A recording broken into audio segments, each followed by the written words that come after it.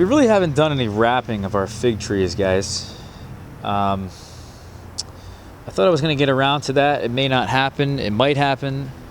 I'm not entirely sure, but I'll tell you this. My uncle is going to let me use some of his land this upcoming spring. We're going to plant some fig trees there. And the main method of protecting them is going to be wrapping them. I am committing, though, to having a couple fig trees in the ground here that we're going to wrap. And that way I can have them as a demonstration. Hopefully they'll get to a large size. We'll get to know exactly how large they can get. And I'm going to put them in these raised beds here. These are going to be monster trees, I think, in the future. We've created 2 raised beds. They're not really all that big, and they're not spaced all that far apart.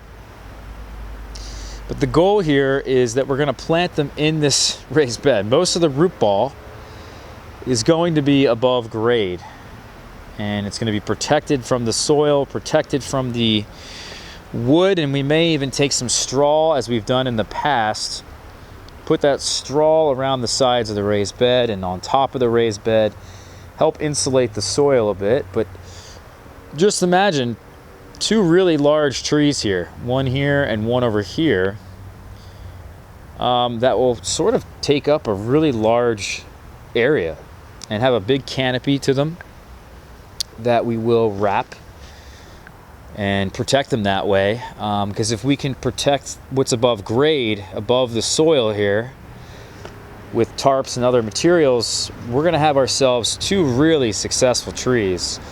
Even if I didn't want to protect them, let's say, and we let them get exposed to the elements every year, these trees would do really well. And the reason I've selected this area here to be doing this is that this is probably one of the warmest locations in the yard. One of the best locations, gets the most sun. Again, a lot of heat during the day. The soil's really well draining right here. And this raised portion, this raised bed here, creates a ton of heat. This is like growing a fig tree, pretty much a giant, massive fig tree it's going to be in a container. But the container isn't going to die throughout the wintertime. We're not going to lose the tree throughout the wintertime.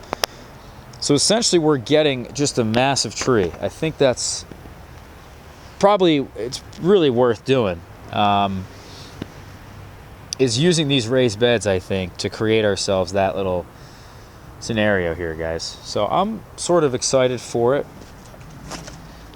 This one little different thing that we can do, because it's good to try different things here, guys. And you know, this section here and this section over here they're planted 3 feet apart.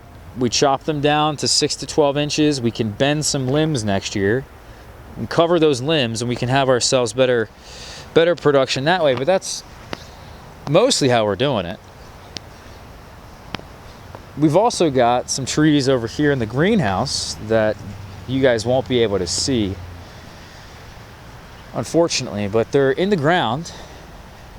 And so in total, we've got about 3 or 4 different ways that we're planting fig trees here in Zone 7.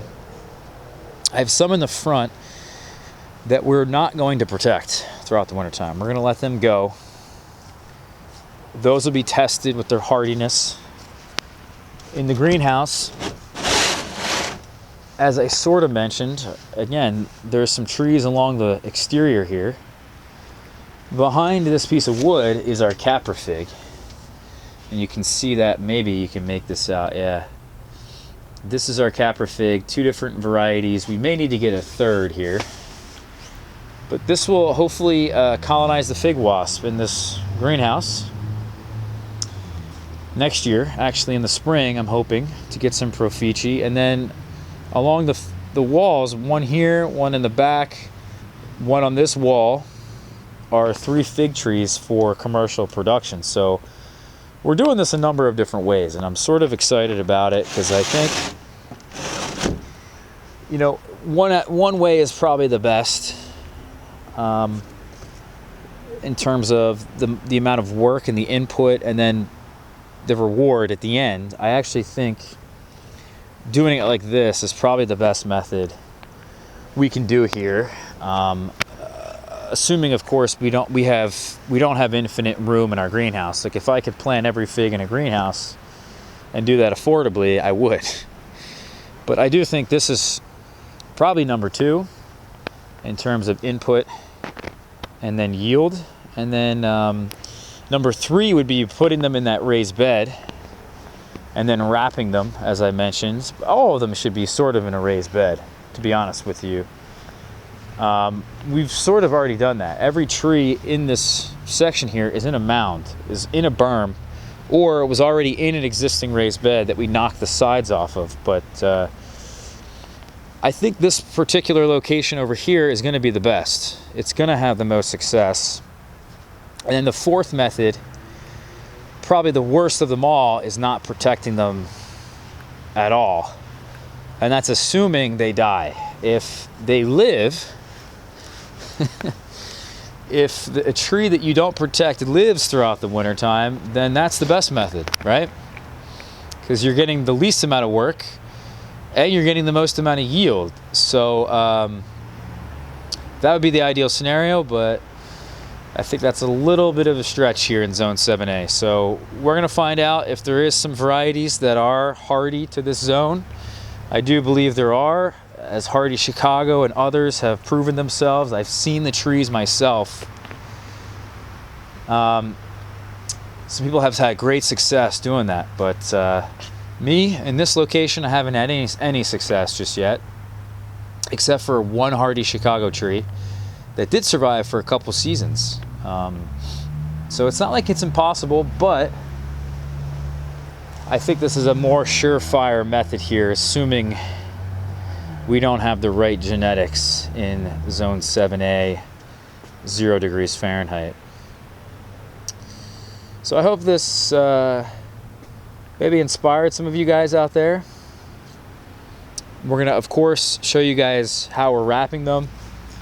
I'll show you guys my uncle's property next year. We're gonna uncover this in the spring. We'll talk a little bit about the results, what happened. We do have, as you can see, some wood just sticking up out of the tarp, but that's okay.